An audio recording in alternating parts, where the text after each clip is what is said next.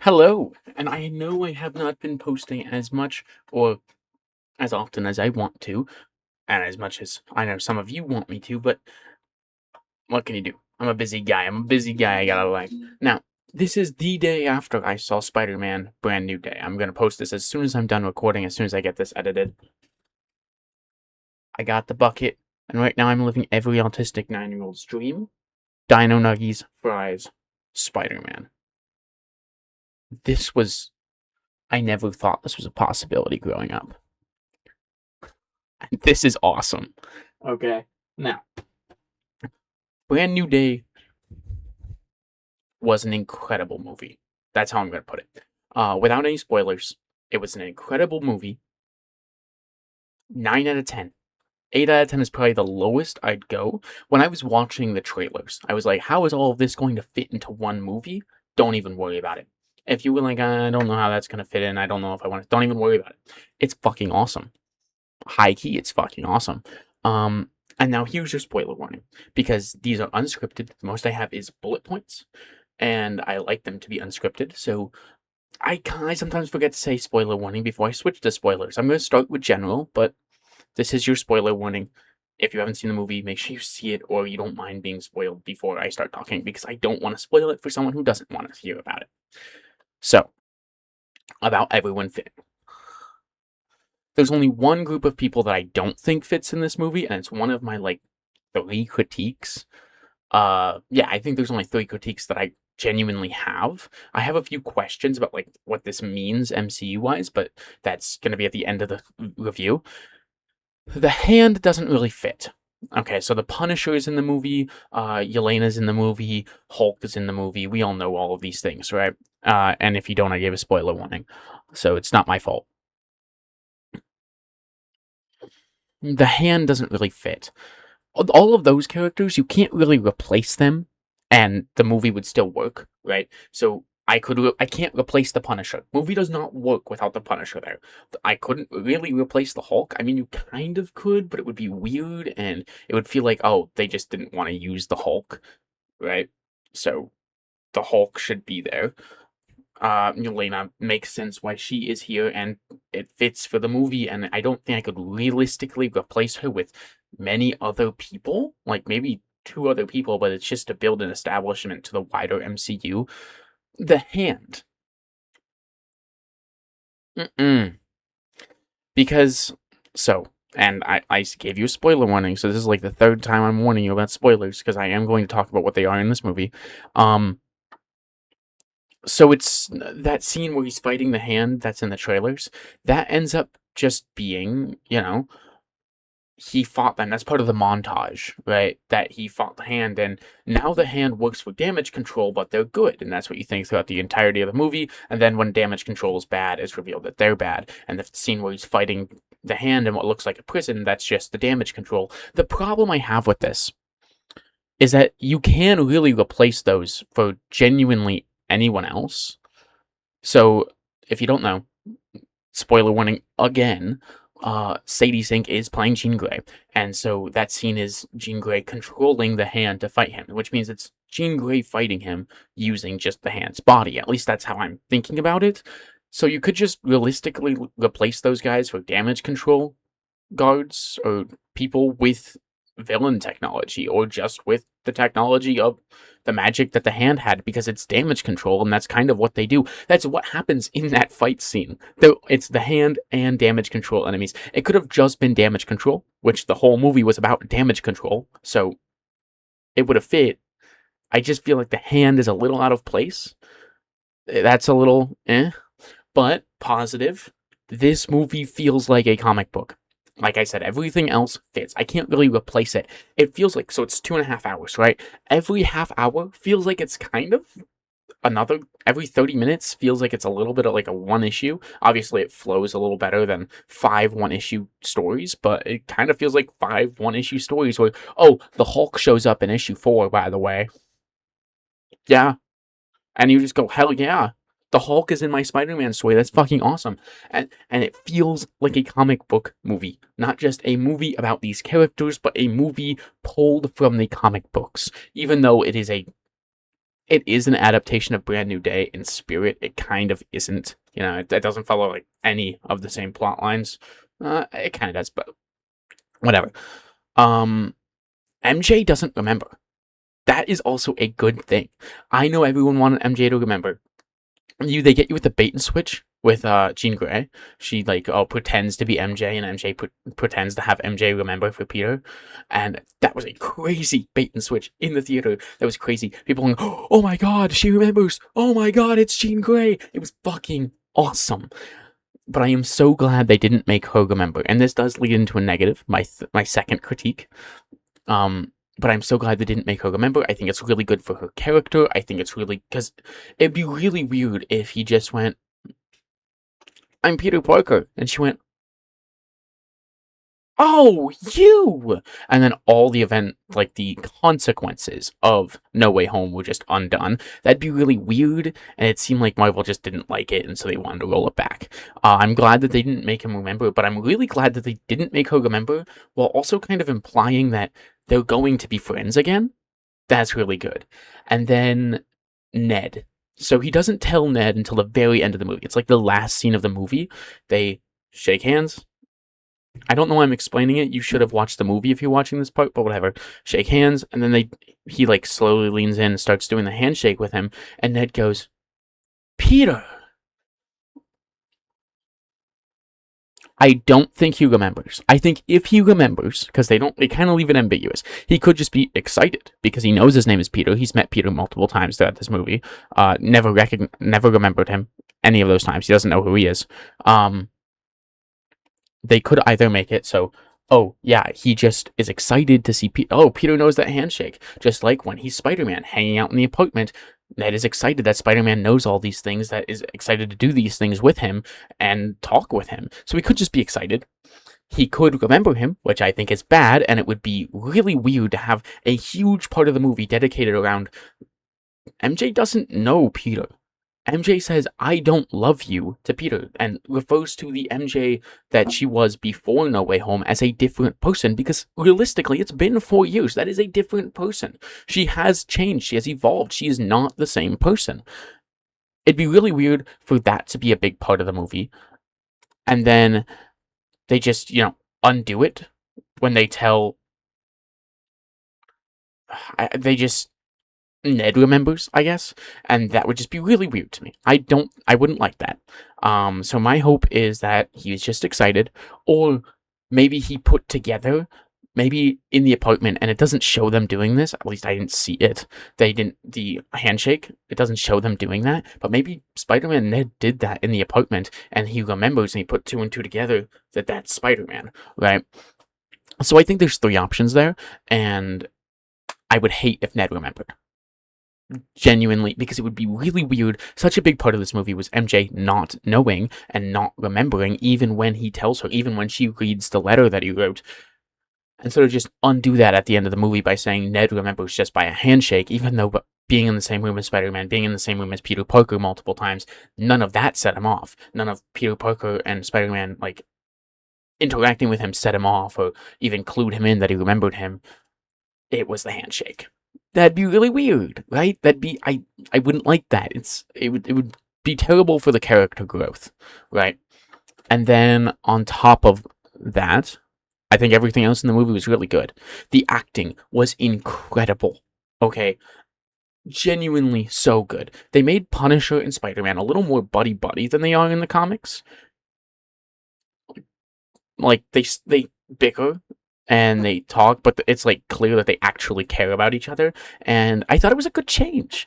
In the comics, I don't like that, because in the comics he is just badass guy who kills people because they're criminals, right? He's the Punisher. But in the MCU, I think it's pretty cool.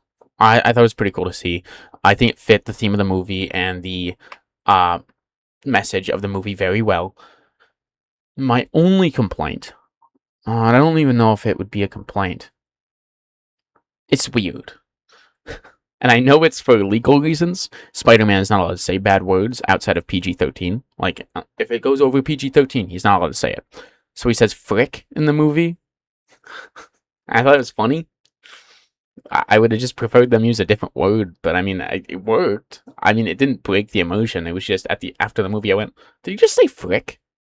In the moment, I went, "Did you just say frick?" And then I remembered, oh yeah, there's that legal thing where you can't say bad words. I thought it was great. Genuinely, I have nothing but gushing praise for this movie. I thought the performance was incredible. The fight scenes, the CGI, it was all incredible. The arachnid DNA stuff was a little underbaked. Like, they show it and it's like, oh, it's about his trauma. And now that all this trauma is coming up and he's been avoiding it, pushing it away, now that it's like actively here, that's why this mutation is taking hold.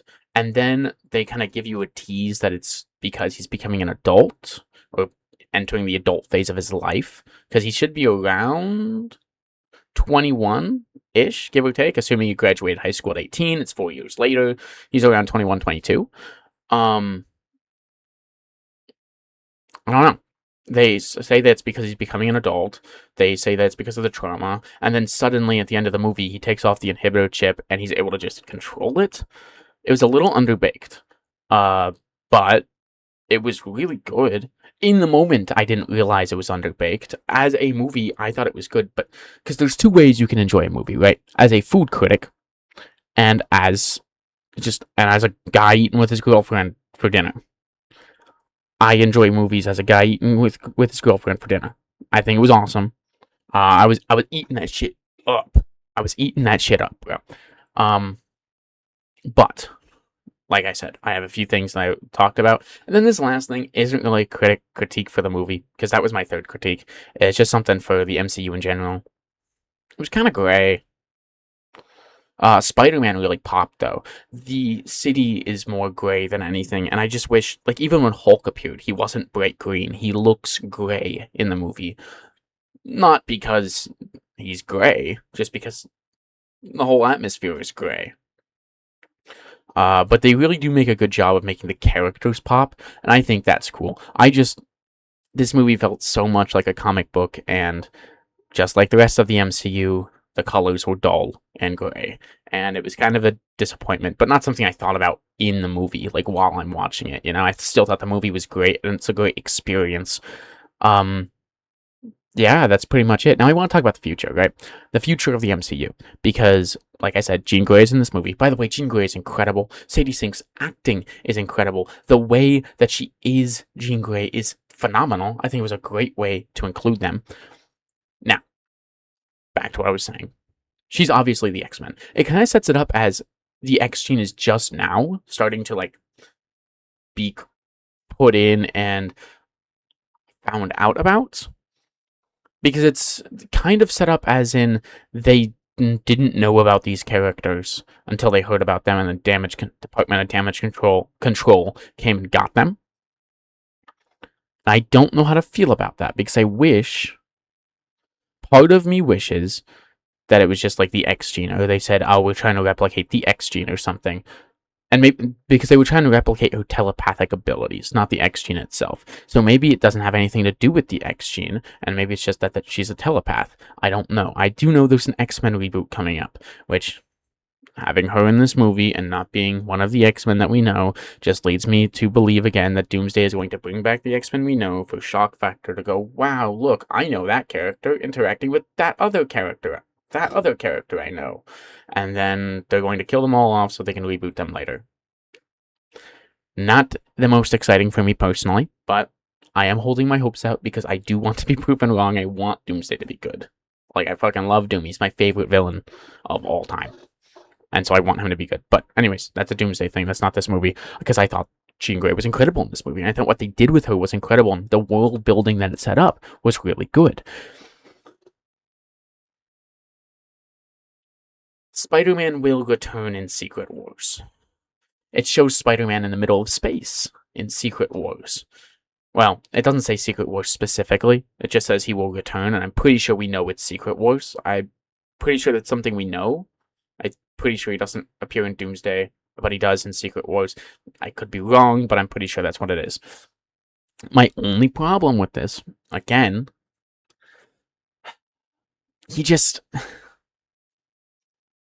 the symbiote suit. I'm wearing Black Suit Spider-Man shirt. I like Black Suit Spider-Man. The problem with it is he does not have a supporting cast of characters. The symbiote, I think they have a few ways to go about this, and I think a few of them are bad. I think giving him the symbiote suit is going to be bad. Full stop. And that's my opinion, right? That's my opinion. I'm going to explain it, but I know a lot of people are going to disagree. I know it's highly anticipated. If they give him the symbiote suit, and it's your modern standard adaptation, where it corrupts his personality, it makes him a little more evil, a little more ruthless. Not really evil, but he's more ruthless. He doesn't really care, and blah, blah, blah. Then you run into the problem of he has no supporting cast. And the supporting cast he has doesn't remember him. So they don't really have a good gauge on, hey, Peter, you're kind of acting out of line. They don't really have that, because that's the whole point. It's how it interacts with Peter and makes Peter's personal life worse, and how Peter ends up interacting with his side cast of characters. And he doesn't really have that going forward.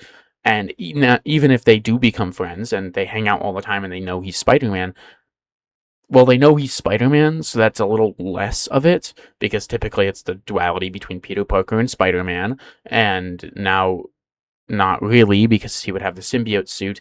I mean, they would know he's Spider-Man, and the symbiote suit, like, they don't know him well enough. He could just get moody, right? He might just be moody, you know? If I met somebody, and then in 3 months they start acting a little different, I mean, I've only known him for 3 months. It's really not that big of a deal. I'm going, okay, I might stop being friends with them, but I don't have the perspective to give them the reality check that they deserve. Like, that's what happens in Spider-Man 3. Spider-Man 3 with Tobey Maguire.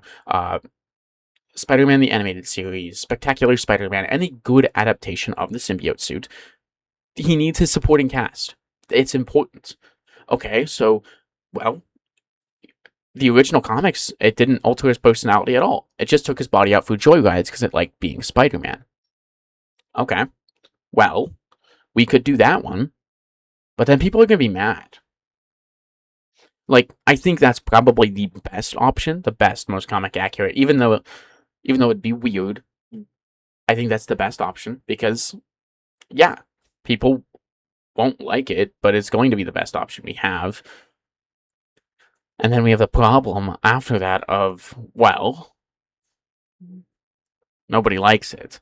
Nobody likes that adaptation, and it's going to be a little weird for for people who've never seen the originals or read the original comics, Secret War comics, to go, okay, well, if it doesn't change his personality, if it doesn't, like, speak in his head and stuff, how is that going to be Venom? How is that going to turn into Venom? And I want Venom. I think he's a cool villain. I think he needs it. I just think he needs that supporting cast, because I think that's not a very good option. I think the third option is they do it anyways. It corrupts his personality.